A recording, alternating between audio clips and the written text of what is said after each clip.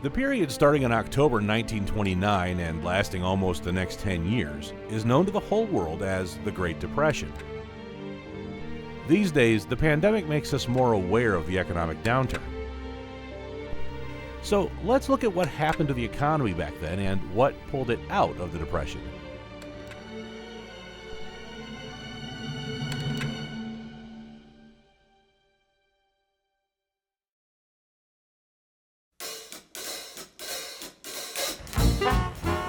Our story begins in the 1920s, the so-called Roaring Twenties.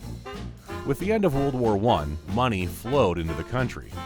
The defeated states paid war reparations, and the victorious ones paid loans that were spent on the Army's needs. Moreover, industrialization was in full swing. Enterprises like those we described earlier were growing like never before. People trusted companies so much that every butcher or janitor, not to mention bigger capital holders, wanted to invest their dollars in growing stocks. The key word here is stocks. In fact, they were the ones who ruined the big business prosperity, making it impossible for small businesses to grow. As we know, every share we buy must be backed by real money. Only in this case, the share has a certain meaning and value. The share's cost is constantly changing based on internal and external economic and political factors. In the mid to late 20s, the largest financial exchange moved from London to Wall Street in New York. There, some companies started to speculate and manipulate their stocks. Partly, this resulted in the mispricing of the real value of the securities. So by 1928, when the economy was still booming, some stocks began to depreciate and their holders were often left empty-handed. The economists even came up with the term financial bubble. In short, this is a situation when an investor either knowingly or unknowingly acts irrationally and purchases only to make a purchase. At the same time, he hopes that these shares can be sold later at a higher price, thus generating some cash. By buying shares, investors increase their demand, causing the price of those shares to rise. And when suddenly a large holder of the stock decides to sell it, the price falls sharply. This forces speculators to sell shares in a hurry, making the stock price collapse. Those who sold them at the peak make a profit, and those who didn't sell in time take a loss. This happens when there is a lot of free money on hand, when the store is full of goods and auto dealers have no idea who they should sell last year's model, even at a discount. An important note, the first sign that a financial bubble is about to burst is when stock prices rise sharply and there is a huge rush on the stock exchange. At this point, some may have recalled the Bitcoin case. 100 years have passed and nothing has changed. But let's get back to the subject. Thursday, October 24th, 1929 is considered to be the beginning of the active phase of the Great Depression. On the eve, anxious investors started to sell off the overpriced stocks they knew were worthless. Consequently, the stock market crash occurred just as many people had feared. Nearly 13 million shares were dumped that day. One Black Thursday, though, was not enough to destroy the stock market. 5 days later, on Tuesday, October 29th, another 16 million shares were sold following another wave of the stock panic. Dozens of millions of shares turned out to be worthless, but the worst thing is that most of the large stocks were bought with money borrowed from banks. Needless to say, these dollars could never return to the home bank again, causing more than half of the U.S. banks, a little over 7,000, to cease existing. So, what choice did the manufacturer have? Right. Reduce the rate of production, strictly optimize costs, fire employees, and cut wages firmly for those who were left. At that point, the workers' purchasing power was severely reduced, even though the prices in the stores had dropped threefold. For example, chicken, which had cost 38 cents a pound, was down to 12 cents. The price of a dozen eggs was down from 50 cents to 12 cents, and gasoline was down from 10 cents a gallon to 6 cents. Once again, due to the reduced purchasing power and lower prices, manufacturers were taking a loss. Meanwhile, losses made it necessary to further reduce wages, optimize costs, and lay off employees. This economic process is called the deflationary spiral. Another highly important factor contributing to the Depression is often ignored.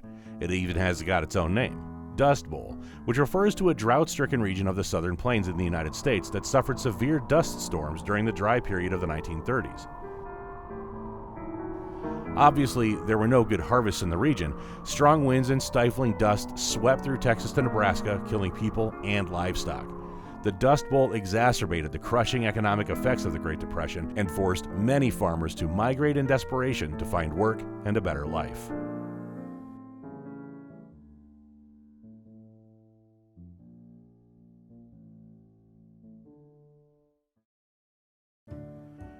Franklin Roosevelt, who had won the presidential election in 1932, started actively dealing with the causes and effects of the Depression in his first 100 days in office. The first thing he did was to suspend the operation of all banks. A bank was allowed to resume operations only after a rigorous examination by the federal authorities. If the bank could operate, it received federal financial aid. In fact, Roosevelt partially nationalized the banks while also assisting private financial institutions. This fact shows how much people trust the newly elected president, who encouraged Americans to bring their savings back to the banks, and by the end of the month, almost 3/4 of the banks had reopened. Among the first decrees of the new president was the order to abolish the Prohibition law that had been enforced during the 1920s. Obviously, the law was a very controversial step, driven more by religious and moral principles than by common sense. But to avoid running into obvious contradictions with a certain class of Americans, he made it in 2 steps. First, he allowed the sale of beer, and by the end of the year, he had approved the 21st Congressional Amendment and permanently repealed Prohibition. In the next video, we will talk more about Prohibition and its far-reaching consequences. Roosevelt's New Deal changed the U.S. federal government drastically and permanently, increasing its size and scope, especially its role in the economy. He promised that he would act quickly and assured Americans that he was fighting an emergency situation, just as if a foreign enemy had invaded the country. His speech reassured Americans that they had elected someone who was not afraid to take bold steps to solve the country's problems. When analyzing the causes of the Great Depression, economists refer to 2 theories, monetarist and the Keynesian. The first suggests that the sharp economic decline was the result of a normal recession and that the contraction of the money supply led to the economic collapse. That is, the reasons lie in money. Supporters of Keynesian theory tend to think that everything spun due to a loss of confidence in producers and banks, leading to a sharp decline in consumption and investment. Naturally, Roosevelt was aware of that, but he did things his own way. First of all, after the bank decree, he adopted a code of peer competition, which basically forced small corporations to merge into large ones. This decree also allowed the organization of labor unions and guaranteed farmers' indebtedness. It meant that Congress passed a bill under which wheat, dairy, tobacco, and corn farmers were paid to leave their fields fallow in order to eliminate agricultural surpluses and raise prices. In the long run, the prices of agricultural products were supposed to level out. Indeed, under government guarantees, farmers sometimes were forced to cut out livestock and dispose of crops to raise prices, which seemed irrational to many people given the threat of starvation. Then, there were many different decrees and codes. Only someone with a deep knowledge of political economy, finance, investment, and crisis measures could speak of their effectiveness. However, considering that the Depression didn't recede until 1939, there was still unemployment, the economy continued to fall, people felt anger and lost their faith about the future, so the effectiveness of Roosevelt's measures was average. So, in the spring of 1935, Roosevelt launched a second, more aggressive series of federal programs. Sometimes it is called the Second New Deal. In April of that year, the Works Progress Administration, WPA, was established. Its mission was to oversee federal tasks, but the WPA had no influence on private business. Thus, the activities of the department focused on the construction of facilities, such as post offices, bridges, schools, highways, and parks, and also provided work for artists, writers, theater directors, and musicians.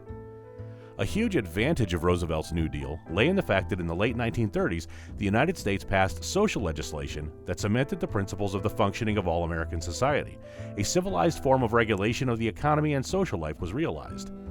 Before 1929, nothing like this had ever been attempted in the U.S. Who knows how it would have ended, if not for World War II, with Roosevelt's decision to support Great Britain and France against Germany and the other powers. It accelerated defense production, creating more and more jobs in the manufacturing sector. The expanding industrial production and the widespread conscription started in 1942 reduced the unemployment rate to below pre-Depression levels. The Great Depression finally ended, and the United States turned its attention to the global nature of World War II. A positive conclusion can be drawn from all this history. Thanks to the Great Depression, we know how to deal with economic crises now, and the experience we've gained stays with us no matter how tragic. Let us know in the comments what you think about it, and thank you for watching. Subscribe to the channel, and we'll see you next week.